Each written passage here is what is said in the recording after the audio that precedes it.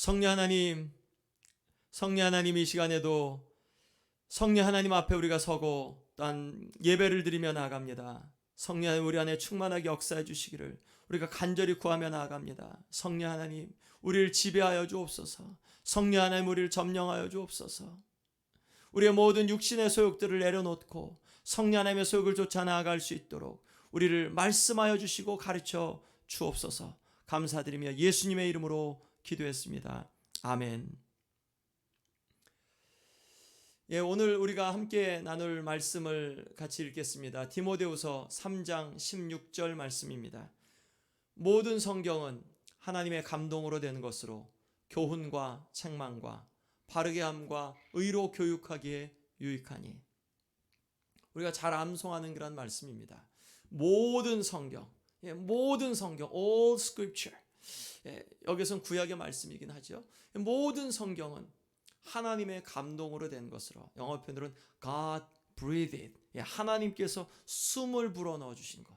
숨은 영입니다. 하나님께서 영을 불어넣어 주신 것. 하나님의 영으로 된 것, 즉 성령으로 된 것이라는 그러한 해석이 가능한 이유입니다. 모든 성경은 성령 하나님으로 된 것이다.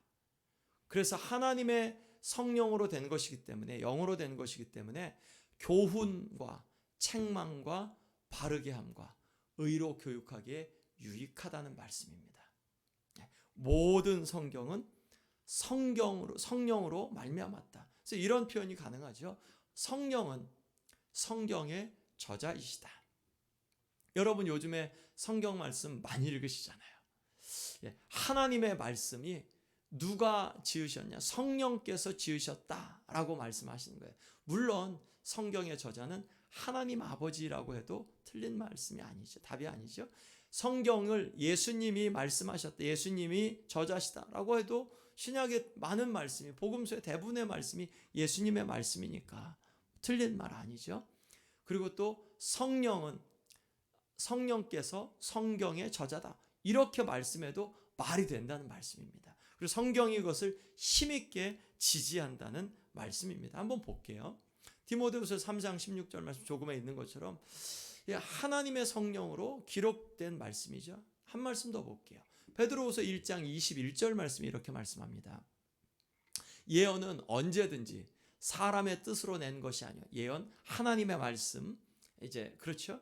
하나님의 말씀이 사람의 뜻으로 낸 것이 아니다. 사람의 의견이면 이게 하나님의 말씀이 신적인 권위가 있을 수가 없죠. 오직 성령의 감동하심을 받은 사람들이, 즉 그들을 통하여서, 이들이 누구죠? 성령의 감동하심을, 성령의 점령당함을 받은 사람들. 이렇게 보면 성령 하나님께서 주도적으로 성경을 기록하는 데 개입하셨다는 말씀이죠. 성경의 저자는 성령님이십니다. 자, 그것에서 또 다른 두 말씀을 이렇게 보면 예수님도 그것을 인정하셨어요. 마태복음 22장 말씀에서 예수님이 마지막 그 순환 당하실 때 화요일 날에 많은 질문을 받으시고 회당에서 많이 가르치셨죠.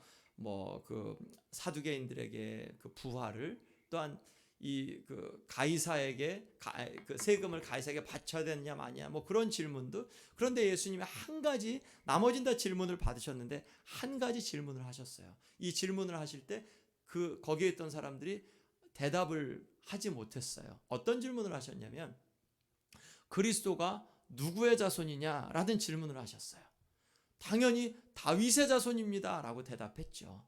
그들이 대답했어요. 그런데 예수님이 그들의 대답이 그럴 줄 알고 예수님이 이제 시편 110편 말씀을 인용할 때 거기에서 그러면 다윗이 성령에 감동되어 어찌 하나님이 거기에서 이제 다윗이 주님이라고 하죠. 하나님이 내 주께 해서 이 그리스도를 주라고 이야기했냐, 메시아를 주라고 이야기했냐라는 이제 그 말씀을 인용할 때 다윗이 성령에 감동되어 기록했다라고 말씀했어요. 즉 예수님이 시편 말씀, 다윗이 쓴 시편 말씀이 성령에 감동되어 쓴 말씀이라고 인정하신 거죠. 그러니까 예수님도 이 성경은 성령께서 감동하셔서 그렇게 기록하신 것이다 라고 인정하신 것이죠. 그렇게 확인해 주셨죠. 뿐만 아니라 사도행전 4장 말씀에서도 초대교회에 베드로와 요한이 이제 잠깐 감옥에 갇혔다 오죠. 성전 미문에서 이제 안진뱅이 고쳤던 일 때문에. 자, 그런데 이들이 무사하게 석방이 되었어요. 그랬더니 이 온 교회가 기뻐했죠. 이들이 와서 막 너무 기뻐하는 가운데서 그들이 이렇게 이야기하죠. 우리 조상 다윗의 입을 통하여 성령으로 말씀하시기를 하면서 시편 2편 1절 2절 말씀을 인용합니다. 이들도 이렇게 하나님의 말씀을 인용할 때 우리 조상 다윗의 입을 통하여 성령으로 말씀하시기를. 시편을 누가 말씀하셨냐? 성령께서 말씀하셨다.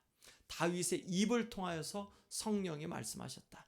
다윗이 말한 거냐? 아니면 성령께서 말씀하신 거냐? 성령께서 말씀하셨다는 말씀이에요. 자, 그러니까 이런 것을 종합해 볼 때 성경의 저자가 누구라고요? 성령 하나님이라는 말씀이에요. 그렇기 때문에 우리는 성경을 읽으면서 성령님의 조명을 구해야 합니다.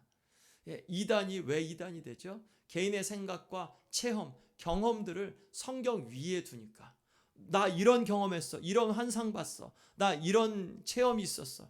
그런데 그 체험이 성경 말씀에 의해서 판단되어지고 조명되어져야 되는데 성경 말씀보다 내 체험 가지고 성경 말씀을 끼워 맞추려고 하면 그러면 그 이단이 되어지는 거죠. 그래서 성경을 읽으면서 우리가 성령 하나님의 조명을 구해야 합니다. 성경의 저자가 성령님이시기 때문에 우린 성령님 우리에게 말씀을 가르쳐 주십시오. 성령님 말씀을 읽는데 성령님 진리를 가르쳐 주십시오. 우리가 그렇게 기도해야 돼요. 성령께서 가르쳐 주시는 성경의 진리는 우리의 합리적 이성적인 이해를 초월하죠. 그냥 이성적으로만 성경 말씀을 대하다 보면 마음이 메말라집니다. 그런데 하나님의 말씀을 우리의 영이 파합하여서 성령 하나님께 그렇게 읽다 보면 송이꿀보다 더 단 하나님의 말씀을 경험하죠. 참 감사하게 많은 분들이 저와 이야기하면서 하나님의 말씀이 너무 달고 너무 그 말씀이 재미있다. 하나님의 말씀 너무 참 기쁘다라는 그런 이야기들을 많이 해주세요. 감사합니다. 성령 하나님께 조명해 주시니까 그 성경 말씀이 달죠. 왜냐하면 성경 말씀을 이성적으로 그냥 의무감으로 하면 지루하죠. 우리가 자려고 하면 저녁 때 성경 보면 금방 자잖아요. 지루하니까. 그런데 성령에 의해서 감동될 때는 그러면 이 말씀이 이렇게 막 우리의 마음 가운데 훨씬 이렇게 다가오죠. 성경 말씀을 읽으면서 성령의 조명이 필요합니다. 제가 한번 예를 들어 볼게요.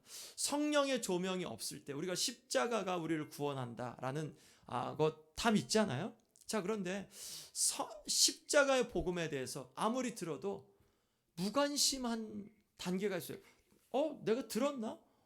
그런 게 있어. 나중에 예수님을 믿고 보니까 그때 사람들이 막 그렇게 이야기했는데 난 그때 이게 십자가의 복음에 대해서 수도 없이 많이 듣고 이야기하는 얘기를 그 현장에 있었지만 기억이 하나도 안 나.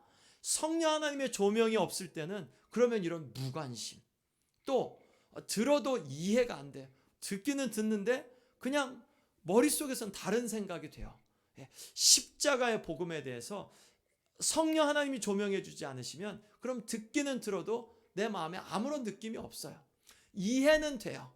세 번째는 십자가 복음, 십자가 예수님이 우리의 죄를 인간이 다 죄졌는데 죄진 인간을 위하여서 죽으셨다는 거지. 나도 믿어봐야지. 그래, 나도 잘못한 게 많으니까 믿어봐야지 하는 이제 그런 단계. 사형리를 따라서 했다. 이해는 돼. 동의하십니까? 동의는 돼. 믿어봐야지. 이거는 그냥 이성적인 이해예요. 자, 4번. 영적인 감정 없이 이해하고 믿는다고 고백한 단계.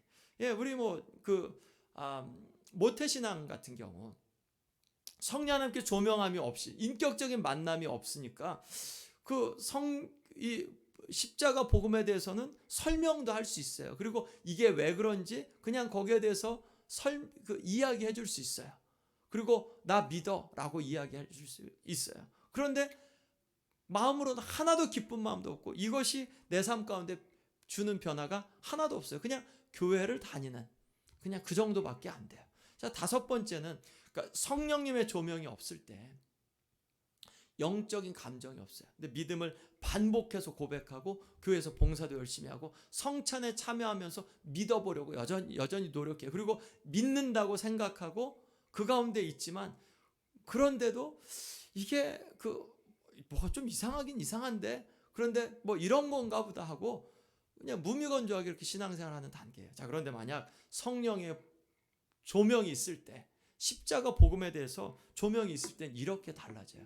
진리가 나의 마음을 변화시킵니다. 즉, 이 십자가 복음이 성령 하나님께 조명을 해주세요. 여기 이렇게 그 조명이 있는데 캄캄한 데서는 어디가 길인지 몰랐는데 불이 탁 비춰지니까 저기가 길이구나, 저쪽으로 나가면 바깥으로 나갈 수 있구나 라는 길이 보여져요. 그리고 내가 엄한 데를 헤매고 다녔네 라고 하는 나의 죄됨과 무지함과 연약함과 넘어져 있음, 또한 나의 능력이 없음, 무능함을 보게 돼요.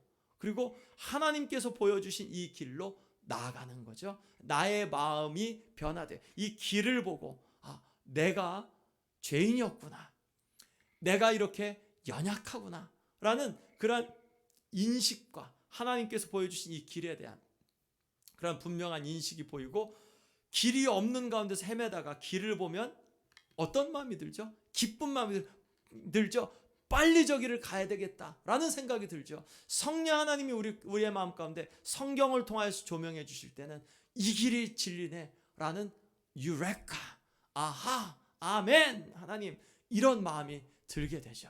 그리고 거기에서 하나님 말씀 앞에 더 깊이 서려고 하는 마음이 생기죠. 그리고 그 진리가 나의 삶을 변화시키도록, 우리 안에 내주하신 성령님께서 나의 삶을 변화시키도록 더 마음을 내려놓게 되고 하나님 앞에 더 가까이 나아가려고 하죠.